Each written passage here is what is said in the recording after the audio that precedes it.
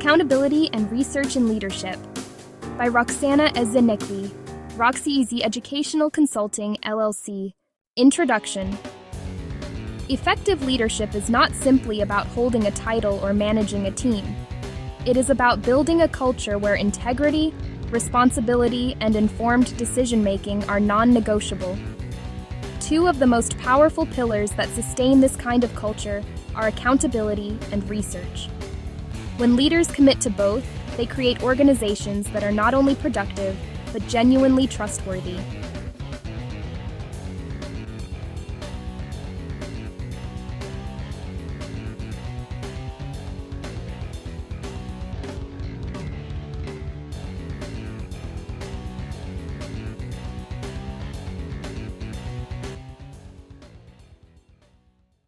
What accountability really means in leadership. Have you ever been part of a team where, when something went wrong, the first question wasn't, "How do we fix this?" but "Whose fault is this?" It's a common experience, and it points to a deep misunderstanding of a crucial leadership concept. In today's complex world, leadership isn't about having all the answers or wielding authority. It's about building resilient, high-performing teams. And the bedrock of that resilience is accountability. But what does that word, so often used and so rarely understood, truly mean? Over the next few minutes, we're going to dismantle the myths and rebuild our understanding of accountability, not as a tool for punishment, but as a framework for empowerment, growth, and unwavering trust. This is for every leader, aspiring, new, or seasoned, who wants to move beyond simply managing tasks and start truly inspiring excellence. Accountability in leadership goes far deeper than assigning blame when things go wrong. That's a reactive and, frankly, a primitive approach. At its core, true accountability is a proactive commitment. It means that leaders take radical ownership of their decisions, their team's outcomes, and their influence on the people they serve. It's the difference between saying, "I am responsible for this task," and "I am accountable for the success of this mission." Responsibility can be delegated, but accountability is a personal choice, a declaration of ownership over the final result, good or bad. It's about seeing your role not just as a director, but as a steward of the team's potential and the organization's purpose. A truly accountable leader does not wait to be held responsible by others. They operate from an internal locus of control. This manifests in several key behaviors. First, they establish crystal-clear expectations. They don't just point to a destination, they provide the map, the compass, and the success criteria. They ensure every team member understands not only they need to do, but it matters. Second, they follow through on commitments, no matter how small. Their word is their bond. This consistency builds a foundation of predictability and reliability that teams crave. And third, they are radically transparent when mistakes are made, especially their own. They don't hide, deflect, or reframe reality. They own the error, analyze the failure, and communicate the learnings openly. They model the standard they expect from their teams. This modeling is critical because leadership is, above all, observed behavior. Your team isn't just listening to your words, they are watching your actions. When a leader deflects responsibility, blames external factors, or operates with a double standard, the organization takes note. The message received is clear. Here, we protect ourselves. We don't solve problems. Trust, the essential currency of leadership, doesn't just crack, it shatters. And it erodes quietly but quickly, often beyond repair. Conversely, when a leader says, "I made a mistake, and here's how I'm going to fix it," they give everyone else permission to be human. They transform errors from something to be hidden into opportunities for growth. But let's be clear about what accountability is. It is not a culture of fear, where people are afraid to innovate or take calculated risks. It is not about micromanagement, where a leader hovers over every detail, stripping their team of autonomy. And it is certainly not about public shaming or creating scapegoats. These are the anti-patterns of accountability. They create toxic environments where compliance is valued over commitment and where the most talented people either shut down or walk out the door. A leader who uses blame as a primary tool is not demonstrating accountability. They are demonstrating weakness and insecurity. True accountability, therefore, must extend to the people around you. It's not enough for you to be accountable. You must cultivate it in others. Strong leaders create systems and environments where team members feel psychologically safe enough to take ownership of their own work. This means they can raise their hand and say, "I need help," "I made a mistake," or "I disagree with this approach," without fear of excessive punishment or career-limiting repercussions for honest errors. This is the essence of an accountability culture. It's a culture where the focus shifts from blame to learning, from fault to forward motion. And it is a culture that flourishes only when the leader consistently and courageously demonstrates it first, last, and always. This principle is the first pillar of effective, research-backed leadership. By embracing this deeper understanding of accountability, you lay the groundwork not just for achieving results, but for building a team that is engaged, resilient, and empowered to do their best work together. The role of research in leadership excellence. In the fast-paced world of educational leadership, it's tempting to rely on what has worked before. Many leaders make decisions based on intuition, precedent, or the pressure of the moment. And while experience is an invaluable asset, research-informed leadership takes decision-making to an entirely different, more impactful level. It elevates our choices from being merely reactive to being strategically proactive. But what does research truly mean in this context? It's not about locking yourself in a library for weeks on end. It's about cultivating a mindset of inquiry, a continuous disciplined practice of seeking out the best available information to guide your actions. This practice can take many forms. There's informal research, like conducting a quick poll in a staff meeting, having structured one-on-one conversations to gather qualitative feedback, or simply observing classroom dynamics with a specific question in mind. Then, there's formal research, which involves more structured methods. This could mean diving into peer-reviewed journals to understand the latest pedagogical studies, analyzing longitudinal student achievement data to identify trends, or reviewing systematic reviews on a particular intervention before investing significant time and resources. The effective leader knows how to deploy both, choosing the right method for the question at hand. At its core, research in leadership means staying current. It means reading voraciously, asking probing questions, seeking out diverse sources of data, and most importantly, resisting the powerful urge to act on assumption alone. Assumptions are the enemy of excellence. They create blind spots and lead to solutions that treat symptoms rather than root causes. Whether you are developing a new literacy program, restructuring a departmental team, or responding to a complex community challenge, the leaders who pause to investigate consistently outperform those who do not. They are the ones who consult the evidence, gather multiple, sometimes conflicting, perspectives, and analyze potential outcomes before committing to a course of action. This deliberate pause is not a sign of indecision. It is a hallmark of strategic thinking. But gathering information is only the first step.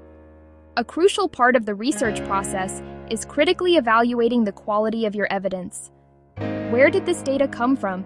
Is the source credible? What is the sample size? Was the study methodology sound? We must also be vigilant about our own cognitive biases. Confirmation bias, for example, might lead us to favor information that supports our pre-existing beliefs while ignoring contradictory evidence. To counter this, actively seek out disconfirming data. Ask your team, what are we missing? Or, what's the argument against this approach? This practice strengthens the ultimate decision by ensuring it has been pressure tested from all angles. Research also signals a profound and powerful trait: intellectual humility. When a leader says, "That's a great question.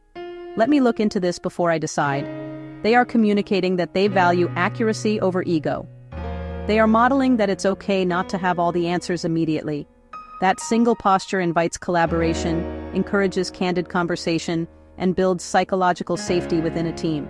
It tells your people that their insights are valued and that the goal is not to be right, but to.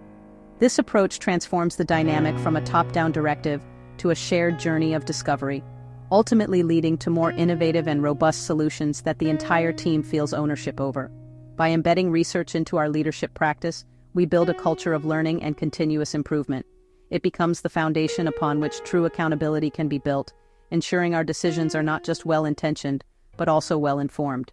Where accountability and research intersect. The true power of these two principles emerges when they work together. Research without accountability can become an endless exercise in analysis, with no real commitment to action or outcomes. Accountability without research can lead to confidently executed bad decisions. When leaders hold themselves accountable to doing the research and hold their conclusions accountable to the evidence, they operate from a position of informed integrity. They can stand behind their decisions, not simply because they made them, but because they did the work to understand what was needed and why.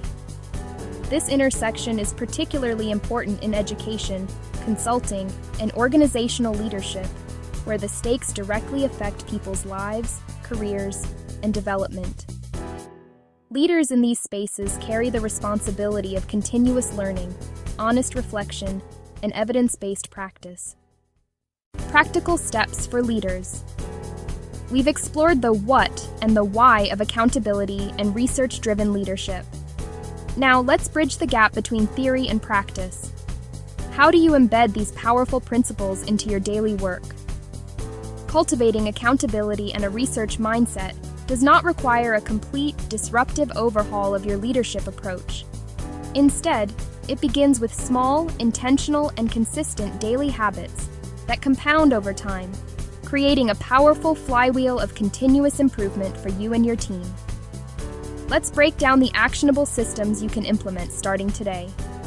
First, establish regular reflection checkpoints. These are non-negotiable, scheduled moments in your week dedicated to introspection. This could be 15 minutes every Wednesday afternoon, or the first 10 minutes of your day each morning. The specific timing is less important than the consistency. During these checkpoints, you pause and ask critical questions. Start with the basics. Did I follow through on my commitments this week? Did I have the information I needed to lead well today? These simple questions build the foundational muscle of self-accountability. But we can go deeper. Evolve your reflection by using a structured template. Consider adding prompts like, what was my most significant decision this week, and what evidence did I base it on? Or, where did I encounter resistance, and what does that tell me about a potential knowledge gap or a misaligned expectation? Another powerful question is, whose voice was missing from the conversation before we made that choice? This practice isn't about self-criticism, it's about systematic self-awareness. It transforms reflection from a passive activity into an active data-gathering process, helping you identify patterns and blind spots in your leadership. Next, architect and invest in robust learning systems. A research mindset isn't sustained by sporadic curiosity. It's fueled by a reliable engine of inquiry. This goes beyond passive consumption. Subscribe to professional journals and newsletters in your field, but also create a system to process what you learn. This could be a digital note-taking app where you summarize key takeaways, or a shared repository where your team can contribute and discuss interesting articles. Follow credible thought leaders, but also engage with their work critically. Does their advice apply to your unique context? What evidence do they present? Build a personal and team library of resources, books, case studies, and white papers that serve as your go-to references. Encourage your team to attend relevant training, workshops, and conferences, but build in a mechanism for them to share their learnings back with the group. This creates a multiplier effect, turning individual learning into collective organizational intelligence. Remember, research is not a one-time event you perform when facing a crisis. It is a leadership lifestyle, an ongoing commitment to staying sharp, informed, and ahead of the curve. Finally, and perhaps most importantly, intentionally cultivate a team culture where both accountability and inquiry are celebrated. Your behavior as a leader sets the tone. When you openly admit you don't have an answer and initiate a research process, you give your team permission to do the same. When you take ownership of a misstep without blame, you make it safe for others to be accountable.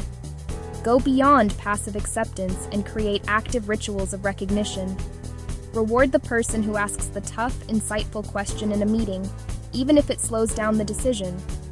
Publicly praise the team member who flags a potential risk based on data, or the one who takes initiative to find a better way of working and shares it with others. Celebrate those who own their responsibilities with pride and deliver on their promises. You can create a curiosity award or a promise kept shout-out in your weekly meetings. These small acts of recognition are incredibly powerful. They send a clear signal about what is valued in your organization.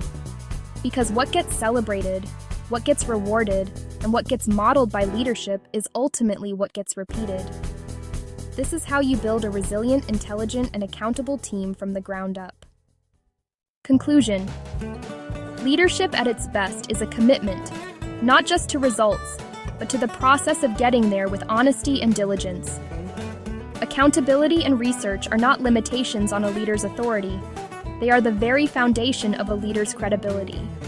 When you lead with both, you build something that titles alone cannot: the enduring trust and respect of the people you serve. Leading with integrity, grounded in evidence, built on trust. Roxana Ezenekwe, Roxy Ezid Educational Consulting LLC, C. Roxy Ezid Educational Consulting LLC. All rights reserved. Page I.